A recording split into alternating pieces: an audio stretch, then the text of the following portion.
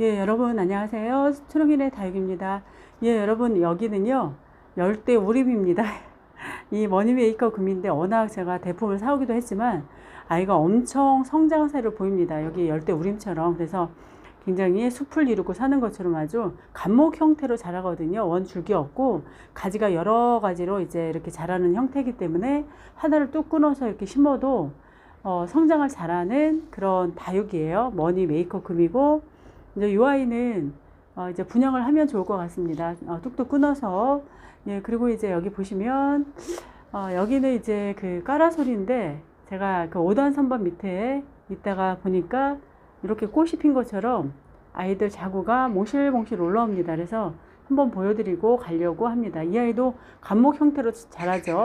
원 줄기 없이 사방팔방으로 가지를 뻗습니다. 그래서 이런 경우는 툭 끊어서 또 줄기 삽목을 해도 잘 자랄 것 같아요. 안 해봤습니다. 그거는. 예, 그리고 이제 여기 보면 예쁜 이렇게 매직젠 골도 항상 미모로 뽐내죠. 그런데 요 그 라일락은 좀 아팠습니다. 작년 가을에. 그래서 물 반응을 하는 걸 봐서는 아이가 이제 뿌리가 살짝 나온 것 같아요. 그래서 이제 봄에 밖으로 빼면 굉장히 좋을 것 같습니다. 예, 여기 그리고 이제 이 커스피닷컴 철화도 보니까 오랜만에 아이를 좀 봤거든요. 그랬더니 워낙 아이는 이렇게 이런 식으로 자라죠. 커스피닷컴 철화는 이렇게 저는 철화는요, 저 그 목대가 까맣게 변하고 잘 키우지 못하겠어요. 신경을 좀 덜 써서 그런지. 그래서 좀 힘겹게 자라는 커스피닷컴인데 그래도 색깔이 좀 예뻐서 이렇게 보여드립니다. 예, 여러분 제가 겨울 다육이를 키우다가 보니까요. 다육이가 도리어 베란다 안에서 스트레스를 좀 덜 받지 않나라는 생각이 듭니다.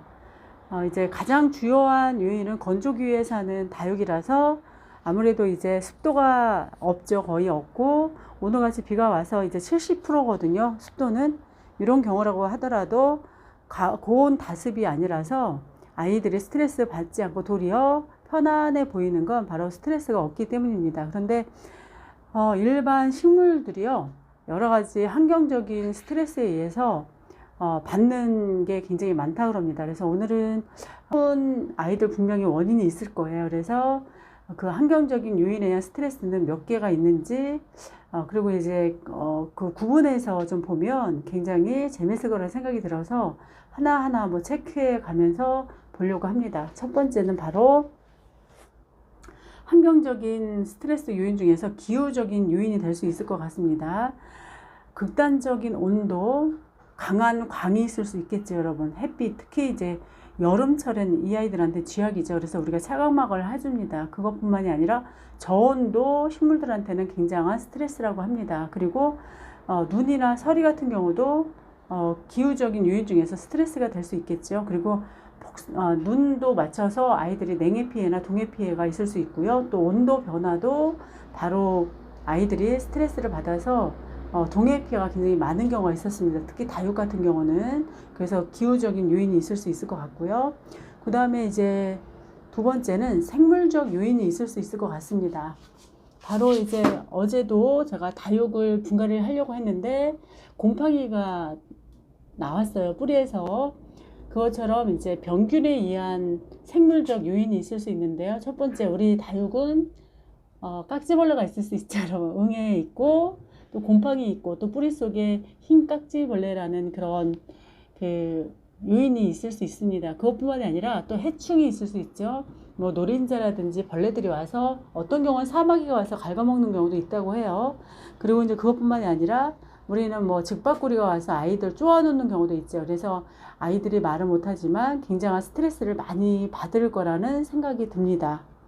실제로 또 그렇지도 않을까요? 우리가 키워보면 맞는 말이에요. 거기에서 이제 오는 스트레스가 굉장히 긴장할 것 같고 이 아이들도 알게 모르게 스트레스를 받아가면서 성장을 하고 있는 거죠. 그 다음에 이제 세 번째는요, 바로 인위적인 스트레스일 수 있을 것 같습니다. 가장 그 인위적인 스트레스 중에서 우리가 바로 살균, 살충제에 의한 약제에 의한 그 인위적인 요인이 있을 수 있겠죠. 약을 분명히 제조사에서 알맞게 배합을 해서 이렇게 아이들한테 뿌려주라고 하는데 아이들 이제 욕심이 어떤 경우에는 약을 더 넣어서 배합 비율을 오버해서 이제 주는 경우에는 아이들이 스트레스를 받아서 굉장히 이제 힘겨워하는 경우가 있습니다. 그것뿐만이 아니라 산성비인 경우에는 사람들이 이제 대기 오염을 시켜서 산성비가 내리고 또 대기 오염 물질이 쌓여서 이제 산성비가 내서 내리면 이 식물들 특히 이제 베란다 거리대에 특히 봄부터 가을까지 있는 다육들한테 엄청난 스트레스일 거라는 생각이 들었습니다. 그래서 일부는 그 변이가 오기도 하고 뿌리 상태가 녹기도 하는 경우를 봤습니다. 그것뿐만이 아니라 이제 자외선 증가도 바로 인위적인 요인이죠. 오존층이 파괴되다 보니까 사람에 의해서 그러다 보니까 직접적으로 아이들한테 필요 없는 그런 광이 닿아서 반사시켜야 되는데 그걸 흡수해야 되는 상황이 생기는 거죠. 오존층 파괴로 인해서. 그런 경우에는 바로 인위적인 요인이 될 수 있다는 생각이 들었습니다. 그리고 이제 마지막으로 토양적인 요인이 있을 수 있는데요. 바로 아까 이제 그 인위적인 요인하고 연결해서 생각을 할 수 있을 것 같아요. 그래서 산성비로 인한 영양 결핍이 있을 수 있다라고 이거는 이제 학계에 보고된 거라고 해요. 그래서 그러면 아무래도 토양에 문제가 생기고 아이들도 지나치게 산성화된 토양에서 살다 보면 여러 가지 문제점이 발생할 수 있을 것 같습니다. 그리고 그것뿐만이 아니라 일반 수목 같은 경우는 중금속에 의한 오염이 분명히 있다고 해요. 근데 이제 우리도 여기 저희 집 환경도 사방이 전부 그 자동차가 굉장히 많이 다니거든요. 그리고 아무래도 제가 친정의 시골에 가면 굉장히 편해요. 코도 막히는 게 없고 편하고 그 다음에 1박 2일을 쉬고 와도 1, 2일 가고 왔다. 그리고 몸 상태도 좀 개운하고. 그런데 같은 그 집에서 똑같이 쉬어도 저희 집에서 쉬는 건 좀 피곤하거든요. 결과적으로는 환경에 의한 스트레스가 이제 사람도 그런데 하물며 이 다육들도 분명히 스트레스가 있을 거란 생각이 드는 거죠. 대기 오염이 차지하는 그런 스트레스를 분명히 이 아이들도 받고 살지 않을까라는 생각이 듭니다. 그래서 오늘 이렇게 환경적인 요인에 의한 스트레스를 하나하나 살펴봤습니다. 결과적으로 우리가 다 알고 있는 거지만 또 정리해서 보면 또 아이들도 분명히 그런 부담을 안고서 특히 저는 이제 베란다, 특히 도시죠. 도시에 이렇게 오염된 환경, 또 분지예요. 저희 집은. 제가 사는 곳은 도봉산, 북한산, 또 여기 불암산, 수락산 이렇게 해서 전부 다 이렇게 쏙 들어간 분지식의 그런 마을이거든요. 그러다 보니까 공기 흐름이 좋지가 않습니다. 그러다 보니까 이 다육들도 거리대에 내놨을 때 분명히 더 스트레스를 받지 않을까라는 생각을 하게 돼서 이렇게 정리를 해봤습니다. 예, 여러분 오늘은 식물이 받는 환경적인 스트레스 요인에 대해서 다육이와 연관지어서 한번 생각을 해봤습니다. 제 생각이 아니고요. 학계에 보고된 건데 그런 요인이 있다고 하니까 분명히 이 식물도 그런 스트레스 요인을 갖고서 거리대에서 살아갈 것 같습니다. 특히 도시인 저희 집 환경이 그럴 거기 때문이거든요. 응애라든지 깍지벌레 이런 거는 분명히 생물학적인 스트레스 요인이 될 것 같고요.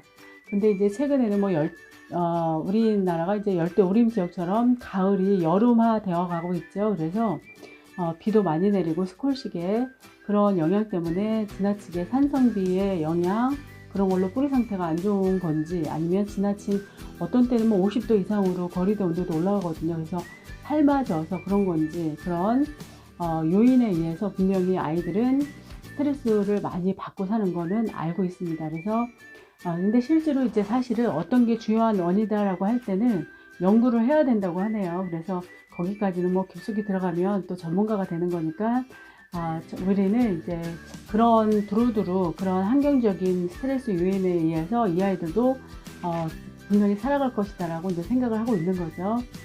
예, 여러분 오늘은 이렇게 해서 환경적인 스트레스 요인에 의해서 다육들도 힘겹게 우리 사람들과 같이 살지 않을까라는 걸 연결해서 생각을 해봤습니다. 우리도 시골 가서 쉬고 싶죠. 네, 공기 좋은 데서 이 아이들도 환경이 좋은 데서 더 건강하게 자라지 않을까라는 생각이 듭니다. 다음에 뵙겠습니다.